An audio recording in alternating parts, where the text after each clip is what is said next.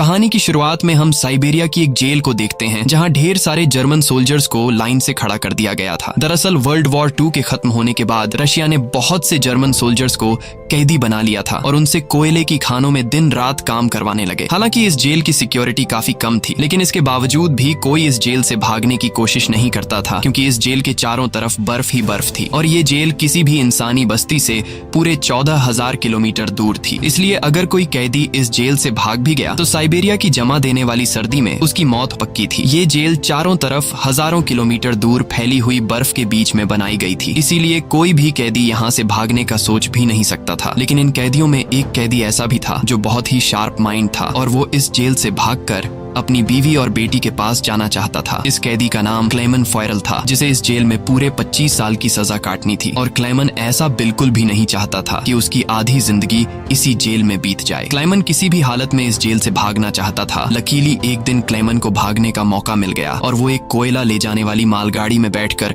इस जेल से भाग निकला। अब जेल के बाहर जब उसने खुले आसमान में सितारों को देखा तो वो खुशी से झूम उठा, लेकिन ये खुशी कुछ ही देर की मेहमान थी। थोड़ी दूर चलने के बाद उस मालगाड़ी को रोक दिया गया और जब क्लेमन ने बाहर झांक कर देखा तो एक रशियन सोल्जर बंदूक ताने उसके सामने खड़ा था। बदकिस्मती से यहाँ क्लेमन पकड़ा गया और जेल से भागने के जुर्म में उसे एक ओपन एयर सेल में बंद कर दिया गया। सर्दी बहुत ज्यादा थी और रात में होने वाली बारिश ने क्लेमन की हालत खराब कर दी थी। उस सेल में क्लेमन को कुछ घंटों के लिए नहीं बल्कि पूरे 2 दिनों तक रखा गया। अब पूरे 2 दिन बाद अगली सुबह जेल का वार्डन उसके पास आया और उसे सेल से बाहर निकाल कर उससे कुछ भी टॉर्चर नहीं किया गया। बस सिर्फ ये बोला कि तुम्हारे साथी बेसब्री से तुम्हारा इंतजार कर रहे हैं। अब जब क्लेमन अपने साथियों से मिला तो वो सब लाठियां और डंडे लेकर उसका इंतजार कर रहे थे। वो सब क्लेमन पर बहुत गुस्सा थे, क्योंकि क्लेमन के भागने की वजह से उन सबको पिछले 2 दिनों से भूखा रखा गया था। और क्लेमन को अब वार्डन की बात समझ में आ गई कि उसने क्यों कहा था कि तुम्हारे साथी तुम्हारा इंतजार कर रहे हैं। अब क्लेमन को देखते ही बाकी कैदियों ने उस पर हमला कर दिया और उसे बहुत बुरी तरह से मारा। इस मारपीट में क्लेमन इतना जख्मी हो गया कि उसे जेल के हॉस्पिटल में एडमिट करना पड़ा। इस जेल का डॉक्टर भी एक जर्मन कैदी था। जैसे ही क्लेमन होश में आया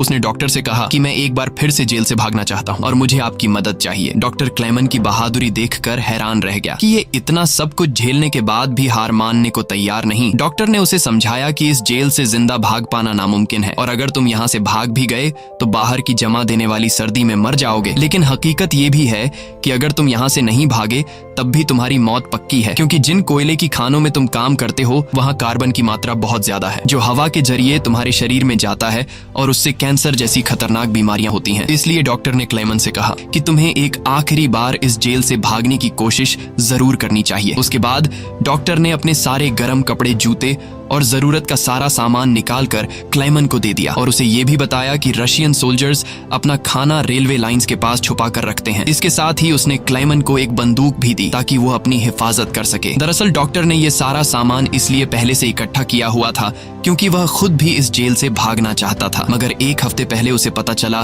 कि वह कैंसर का मरीज है और उसके पास 1 महीने से ज्यादा वक्त नहीं है। अब उसने क्लेमन को एक लंच बॉक्स दिया और कहा कि अगर तुम जिंदा बच गए तो मेरी फैमिली तक ये लंच बॉक्स पहुंचा देना और कहना कि मैं इस दुनिया में अब नहीं रहा। यहाँ एक बार फिर से रात के अंधेरे में क्लेमन दोबारा भाग निकला और इस बार उसने मालगाड़ी की बजाय पैदल चलने का फैसला किया। वो पूरी रात पैदल चलने के बाद सुबह भी चलता रहता है, क्योंकि उसे डर रहता है कि कहीं रशियन सोल्जर उसे पकड़ न लें। अब जब सुबह वार्डन को पता चला कि क्लेमन जेल से फरार हो चुका है तो वो सीधा डॉक्टर से पूछताछ करने उसके कमरे में पहुंचा। लेकिन उसके पहुंचने से पहले ही डॉक्टर ने अपनी जान ले ली थी, क्योंकि उसे पता था कि क्लेमन के भागने की खबर सुनने के बाद वार्डन मुझे बहुत तड़पा तड़पा कर मारेगा। इसके बाद वार्डन ने कई रशिया सिपाहियों को क्लेमन की तलाश में भेजा और उसे जिंदा पकड़कर वापस लाने का हुक्म दिया। लेकिन कई दिनों की तलाश के बाद भी उसे क्लेमन का कोई पता न चल सका। क्लेमन की खुशकिस्मती ये थी कि बर्फबारी स्टार्ट होने की वजह से उसके पैरों के निशान मिटते जा रहे थे, जिससे क्लेमन को ढूंढना मुश्किल पड़ रहा था। अब सबको लगने लगा कि क्लेमन इस सर्दी में जमकर मर चुका होगा, मगर वार्डन मानने को तैयार नहीं था, क्योंकि वार्डन जानता था कि क्लेमन बहुत स्ट्रॉन्ग है और वो इतनी आसानी से हार नहीं मानेगा। इसलिए उसने तलाश जारी रखने का हुक्म दिया। वहीं दूसरी तरफ हम क्लेमन को देखते हैं जो पूरे जोश के साथ बर्फीले तूफान को पार करते हुए आगे बढ़ रहा था। जेल से भागने के 9 दिन बाद उसे अचानक कुत्तों के भौंकने की आवाज सुनाई दी और जैसे ही वो पीछे मुड़ा उसने एक स्लेज को अपनी तरफ आते देखा। उससे पहले कि वो भागता वो स्लेज उसके पास आ गई और उस पर चढ़ती हुई आगे निकल गई। तभी क्लेमन की आंख खुल गई और उसे पता चला कि वो सिर्फ सपना देख रहा था। दरअसल क्लेमन पिछले 9 दिनों से पैदल चल रहा था और अब उसका खाना भी खत्म हो चुका था। भूख और थकान की वजह से उसका आगे बढ़ना मुश्किल हो गया था, लेकिन इसके बावजूद क्लेमन ने हार नहीं मानी और जैसे तैसे चलता रहा। कुछ दिनों के बाद उसका जिस्म भी जवाब दे गया और वो भूख से बेहोश हो गया। अब कुछ घंटों बाद जब उसे होश आया, उसने अपने आसपास एक अजीब सी आवाज सुनी। तभी उसने एक सील को देखा और ये देखते ही उसकी आंखें चमक उठी। उसने फौरन अपनी बंदूक निकाली और पूरी ताकत के साथ निशाना लगाने की कोशिश की, लेकिन थकान और कमजोरी की वजह से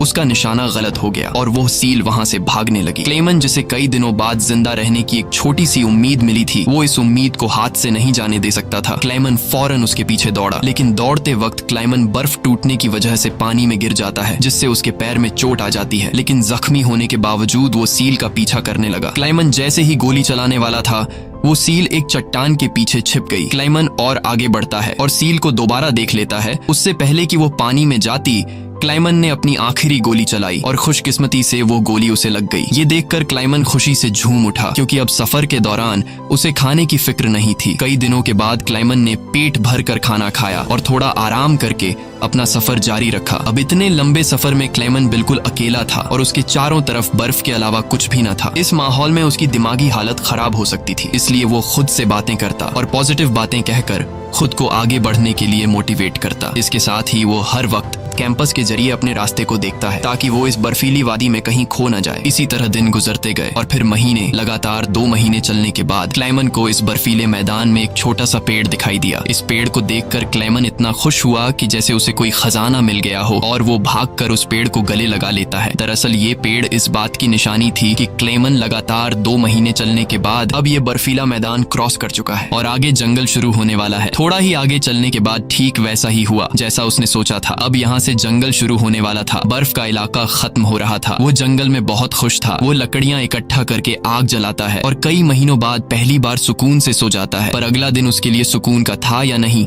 ये कोई नहीं जानता। दूसरी तरफ हम वार्डन को देखते हैं, जो अब भी क्लेमन की तलाश में था और उसने अपनी सर्च पार्टी को हुक्म दिया कि वो 500 किलोमीटर के दायरे में क्लेमन की तलाश करें। वहीं क्लेमन एक जंगल से होता हुआ आगे बढ़ रहा था कि अचानक वहां एक बर्फीला तूफान आ गया। ये तूफान इतना तेज था कि बड़े बड़े पेड़ भी जमीन से उखड़कर गिरने लगे। क्लेमन जैसे ही आगे बढ़ने की कोशिश करता है, एक बड़ा सा पेड़ सीधा उस पर गिर जाता है। क्लेमन की किस्मत अच्छी थी कि शाम में 2 आदमी यहाँ से गुजरे जो सोने की तलाश में थे। उन्होंने क्लेमन को देख लिया और वक्त पर उसकी जान बचा ली। उसके बाद ये तीनों एक साथ आगे बढ़े और कई दिनों के सफर के बाद बर्फीले मैदान से बाहर निकल आए। रास्ते में उन्हें एक दरिया मिला, जिसे पार करने के लिए उन्होंने लकड़ी की एक कश्ती बनाई। दरिया पार करते वक्त वह आपस में बातें करने लगे और एक दूसरे को बचपन के किस्से सुनाने लगे। लेकिन इसी बीच दरिया का बहाव तेज हो गया और कश्ती काबू से बाहर होने लगी। ऐसे में एक साथी का तवाजुन बिगड़ गया और वह सीधा पानी में जा गिरा।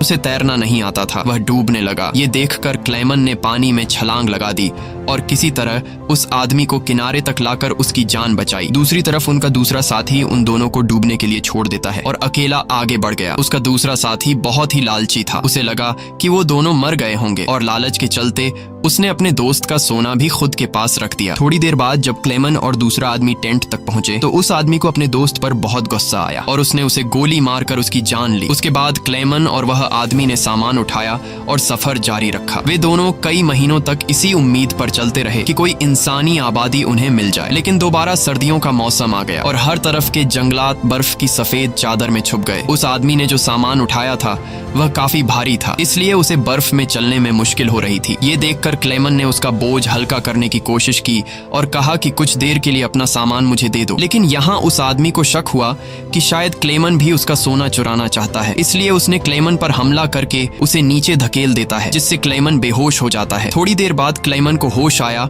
तो उसने देखा कि भेड़ियों का एक झुंड उसकी तरफ आ रहा है।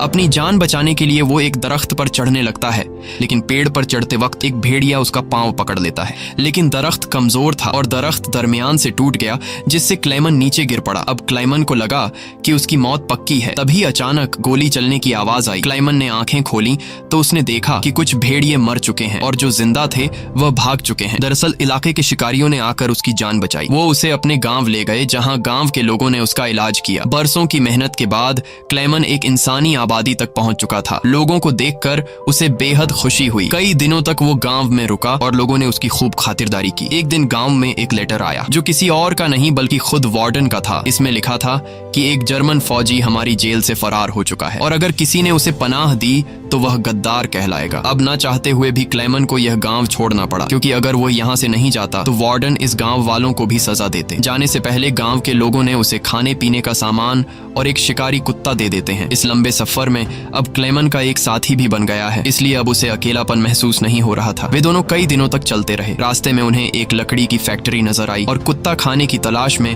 उसकी तरफ दौड़ा। अब क्लेमन अपने कुत्ते को बचाने के लिए मिल के अंदर गया। वहां वर्करों ने क्लेमन को पहचान लिया और उसे मालिक के पास ले गए। वहां जाकर क्लेमन ने मालिक को अपनी पूरी कहानी सुनाई, जिससे सबको क्लेमन पर तरस आया। उन्होंने उसे खाना खिलाया और जर्मनी जाने वाली ट्रेन में बिठा दिया। क्लेमन खुश था कि वह जल्द अपने घर पहुंच जाएगा, लेकिन वो नहीं जानता था कि मिल के मालिक ने उसकी खबर वार्डन को दे दी है। अब वार्डन अपने सिपाहियों के साथ स्टेशन पर उसका इंतजार कर रहा था, लेकिन स्टेशन पहुंचने से पहले क्लेमन ने दूर से रशियन सोल्जर्स को देख लिया और मौका मिलते ही ट्रेन से कूदकर भाग निकला। मगर बदकिस्मती से रशियन सिपाहियों ने उसे देख लिया और उसका पीछा करने लगे। क्लेमन ने जल्दी से पटरियां पार की, लेकिन अचानक न जाने वार्डन कहां से सामने आ गया। ये देखकर क्लेमन का दिल घबरा गया, क्योंकि अब उसे लगा कि उसकी बरसों की मेहनत जाया हो गई। अब इससे पहले कि वार्डन उसे गिरफ्तार करता, क्लेमन के कुत्ते ने वार्डन पर हमला करके उसे काट लिया और यूं एक बार फिर से क्लेमन को भागने का मौका मिल गया और वह पूरी जान लगाकर यहाँ से भागने लगा। लेकिन तभी उसे गोली चलने की आवाज आई और जब उसने पीछे मुड़कर देखा तो उसने अपने कुत्ते को मरा हुआ देखा। ये देखकर क्लेमन को काफी दुख हुआ, लेकिन इसके बावजूद भी वो रुका नहीं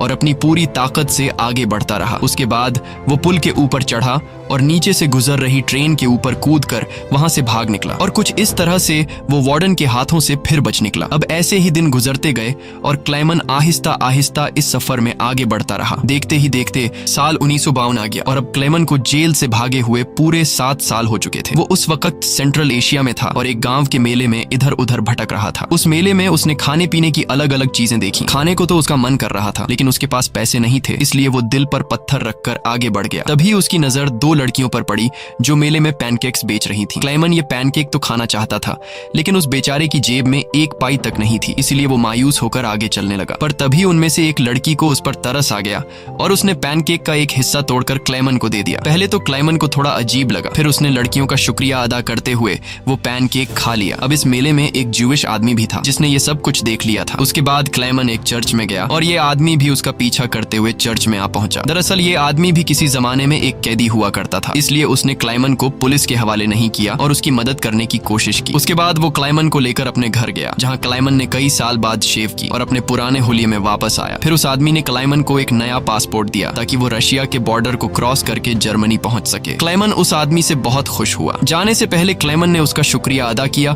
और रशिया और जर्मनी की बॉर्डर की तरफ निकल पड़ा। कुछ हफ्ते बाद क्लेमन रशिया के बॉर्डर तक पहुंच गया और वहां मौजूद रशियन सिपाही को अपना पासपोर्ट दिखाया। यहाँ क्लेमन को यह डर था कि कहीं वो सिपाही उसे पहचान न ले या उसका जाली पासपोर्ट पकड़ा न जाए, लेकिन खुशकिस्मती से ऐसा कुछ नहीं हुआ और सिपाही ने क्लेमन को बॉर्डर पार करने की इजाजत दे दी। अब ये देखकर क्लेमन को इतनी खुशी हुई कि वो चाहकर भी अपनी हंसी नहीं रोक पाया। अब फाइनली वो उस पुल पर आ गया जिसे पार करते ही वो अपने मुल्क जर्मनी में पहुंच जाएगा। पर जैसे ही वो आधे रास्ते तक पहुंचा, उसकी आंखों पर एक तेज रोशनी पड़ी और जब उसने आंखें खोली तो उसने वार्डन को अपने सामने पाया। अब जब क्लेमन ने पीछे मुड़कर देखा तो वो अभी भी रशिया की जमीन पर था और इसका मतलब ये था कि वार्डन अब भी उसे गिरफ्तार कर सकता है। अब यहाँ क्लेमन का दिल टूट गया, क्योंकि उसके इतने सालों की मेहनत अब मिट्टी में मिलने वाली थी। लेकिन तभी कुछ ऐसा हुआ जिसकी उम्मीद खुद क्लेमन को भी नहीं थी। यहाँ वार्डन ने उसका रास्ता छोड़ दिया और उसे आगे जाने की इजाजत दे दी। अब पहले तो क्लेमन को यकीन नहीं हुआ, पर फिर भी वो हिम्मत करके आगे बढ़ा। दरअसल वार्डन क्लेमन के जिंदा रहने के जज्बे और उसकी बहादुरी को देखकर